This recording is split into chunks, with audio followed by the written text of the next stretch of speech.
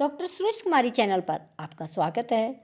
आज हम इंटरनेट के होने वाले घातक असर जो युवाओं पर पड़ रहा है उस पर चर्चा करेंगे। अगर आप जागरूक माता पिता है, जागरूक देश के नागरिक है तो इस पर आपको भी विचार करना चाहिए। हम समाज शास्त्र के प्रवक्ता होने के नाते आज गहराई से इस पर विचार कर रहे हैं और सोच रहे हैं और लोगों को बताने की कोशिश कर रहे हैं कि किस तरह युवाओं में जो प्रवृत्तियां बढ़ रही है उनको रोका जा सकता है। आज के युवा और किशोर अपेक्षाकृत कहीं अधिक सुविधा संपन्न है, फिर भी वे तनाव, चिंता और अवसाद से घिर रहे हैं। इसी पर आज हम चर्चा करेंगे।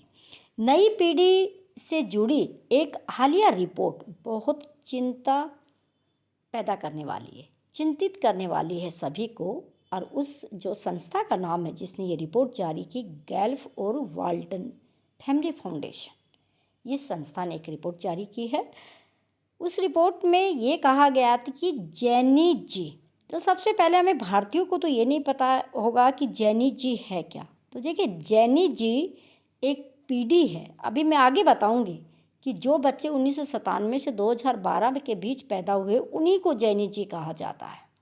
ध्यान से सुनेंगे तो आपको सब समझ में आएगा। जेनी जी अकेलेपन के भयावह दौर से गुजर रही है और खुद को अकेला महसूस कर रही है। 1997 से 2012 के बीच जन्म लेने वालों को जेनी जी पीढ़ी कहा जाता है। ये रुझान इसलिए और चिंता बढ़ाता है क्योंकि ये वह पीढ़ी है जो पिछली पीढ़ियों की तुलना में कहीं अधिक सुविधा संपन्न है। उसके बावजूद वह तनाव, चिंता और अवसाद में डूबी रहती है। दुनिया भर के अन्य अध्ययन भी इसी पीढ़ी के बारे में यही रुझान बताते हैं। दुखद पहलू ये है कि ऐसे रुझानों और मनोवैज्ञानिकों की चेतावनियों के बावजूद इस विषय पर आवश्यक चिंतन मनन नहीं हो रहा है। मानसिक वेदना सहज ही किसी का ध्यान आकर्षण नहीं करते।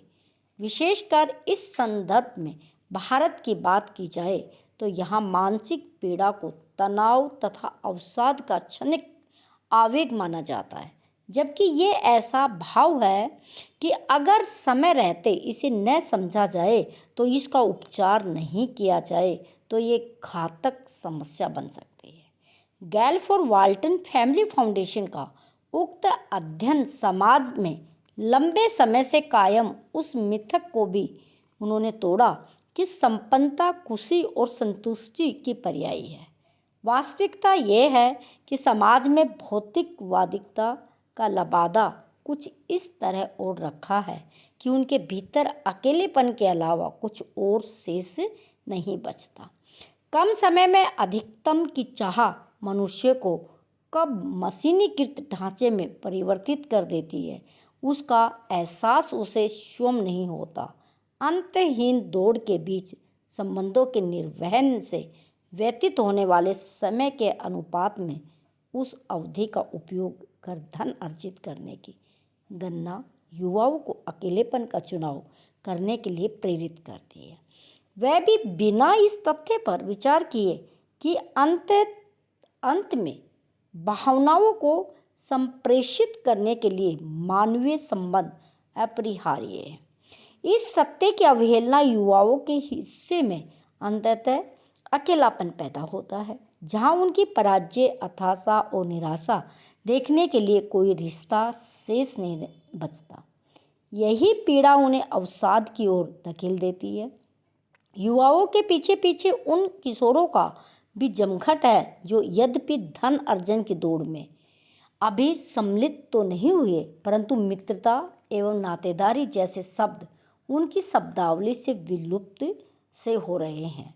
उनके स्थान पर उन्हें सगे संबंधी और सगी साथी का पर्याय प्रतीत होता है। इंटरनेट मीडिया छद्म और आडंबर से भरी दुनिया जेने जी को बहुत रास आ रही है। इसी तरह एक और विश्वविद्यालय ने मनोवैज्ञानिक विभाग के डाटा वैज्ञानिक क्रिस सैयद कहते हैं कि इंटरनेट मीडिया किशोरों के सामाजिक जीवन पर परमाणु बम के हमले की तरह है।